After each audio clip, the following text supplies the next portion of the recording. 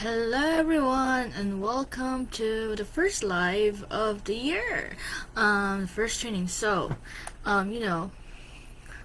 nice to see y'all. So let me start with something uncomfortable.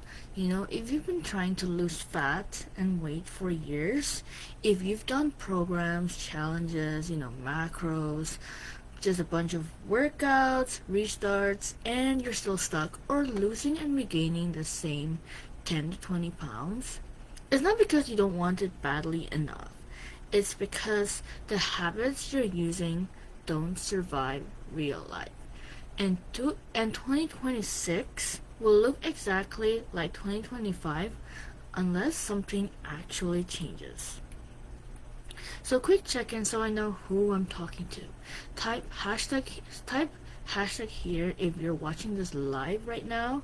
Type hashtag replay if you're catching this later, or type the heart if you're tired of starting over.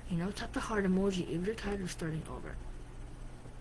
So, and I know won't be able to see the comment section until I end the live because, Facebook is just that weird. So anyway, most women think fat loss is just about trying harder. But fat loss is actually about removing friction. The easier you make it, the easier it gets. Because if your plan requires motivation every day, perfect weeks, clean eating forever, or I'll start again Monday energy, it's already broken. So, today is about the 5 habits, the 5 habits you need to lose 20 pounds in 2026 while eating the foods you love and without burning out again. So, yes, not fast, not extreme, but in a way that actually sticks. Because you don't want to just lose the weight, right? You want to also, want to keep it off for good, right? So, for those of you who don't know me, I'm Pam. Basically, I help high-achieving and career-driven women 35 plus to lose like 10, 20 pounds and more, of course, to build strength and keep the weight off without the restriction, obsession, and burnout. Because I lost 33 pounds by having a coach after years of doing everything right and still failing, right? And what I realized changed everything.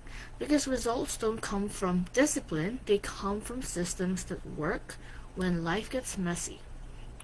So, here are the 5 habits that will help you lose 20 pounds or even 10 pounds in 2026 while eating the foods you love and without the burnout. So you won't always feel hungry. So habit number 1 is non-negotiables over intensity. Alright? So most women only know how to go all in or not at all. So when life hits, travel, stress, work, kids, traffic, whatever it is, everything stops, right? I see this constantly. Women crushing it for like 2 to 3 weeks and then they disappear. And yeah, it's not about doing more, it's about doing less, better, and consistently. So the action step for this is to choose 3 non-negotiables. First is protein at breakfast, 2 to 3 structured strength training per week, and a step target you can hit even on your worst days. And if you're thinking, that won't be enough, that belief is exactly why you keep burning out. Habit number 2. Eat to regulate blood sugar, not to be good. Cravings, night snacking, energy crashes, that's not a self-control issue. That is physiology.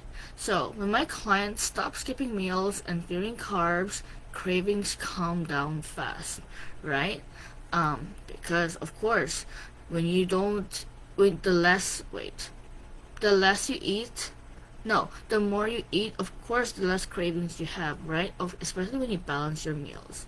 So, the action step for eating to regulate your blood sugar, not to be good, is every meal needs a protein, carbs, fiber, and or fat, right? So have that balanced meal. And if you don't know what a balanced meal looks like, just send me a message and I can also help you give you a customized nutrition guide over a free 15 to 20 minute call.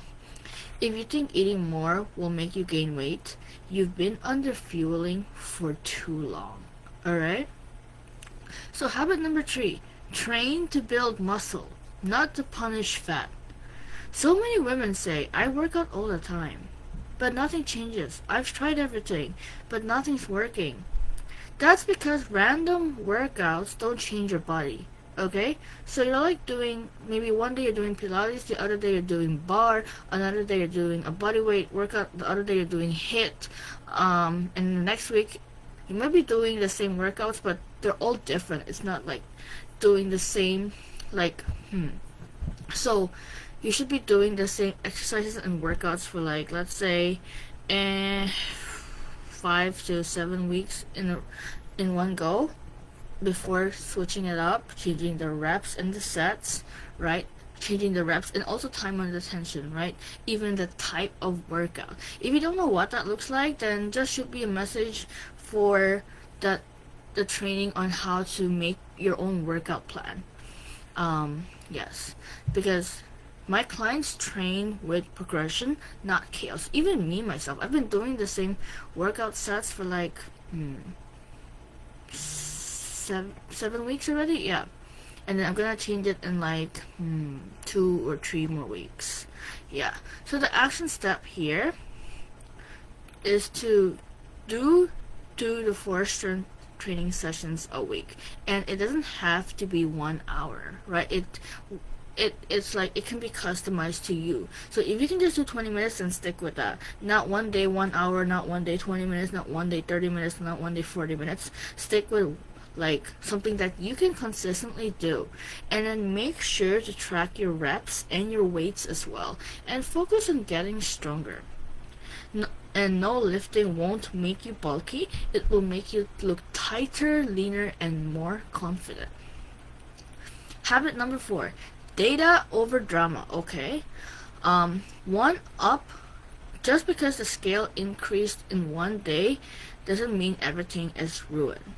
The scale is just a tool and data. It's not judgment, alright? And when you stop reacting emotionally, progress actually becomes predictable. So the action step here is to weigh yourself at least 3 to 5 times a week, and you can do every day if you have a good relationship with the scale. Another thing I'd like to mention is before you work on your weight loss and fat loss and fitness journey, you need to have a good relationship with the scale and food as well, because not every week you would see the scale and inches drop, especially when you go through the phases, right? Especially when you go in a reverse the second time or third time you go in a reverse and maintenance, right?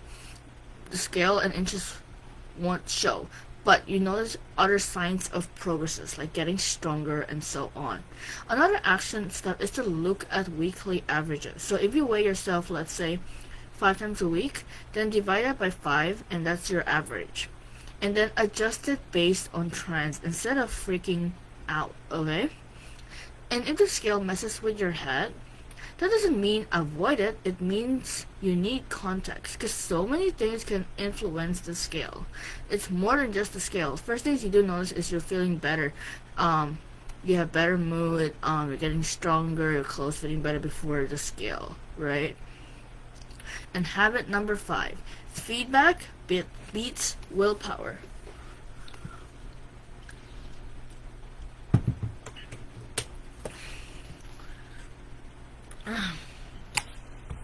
Most women wait until they're frustrated or quitting to ask for help.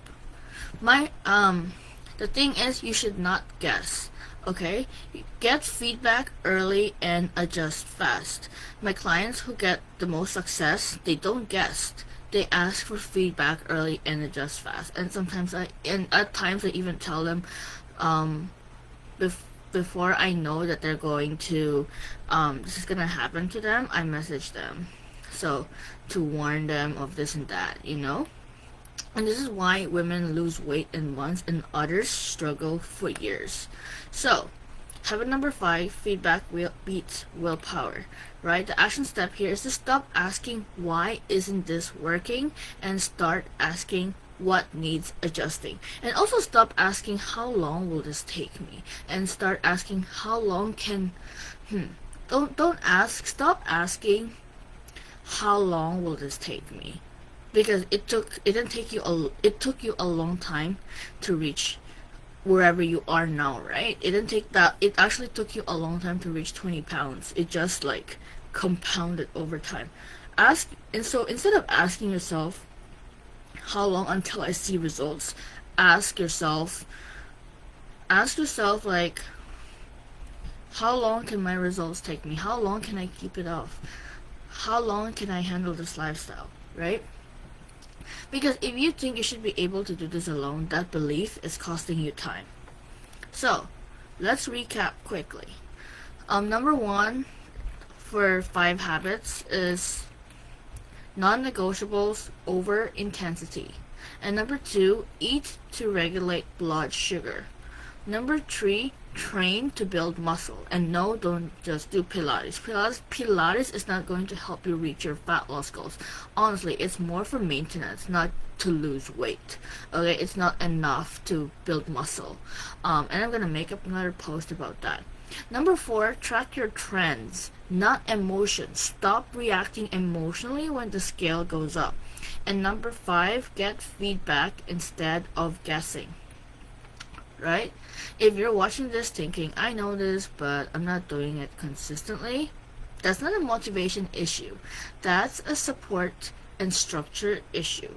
And that's exactly what I help women fix. And to have the support applying this to your body, schedule, and lifestyle, just comment ready or DM me ready. You know, you're just getting clarity, and you can do this over a free 15 to 20 minute call where I send you a form, and I can either send you a video, or we can go do this on a call. And yes, it's totally free. So 2026 doesn't need another restart. It needs better habits and better support.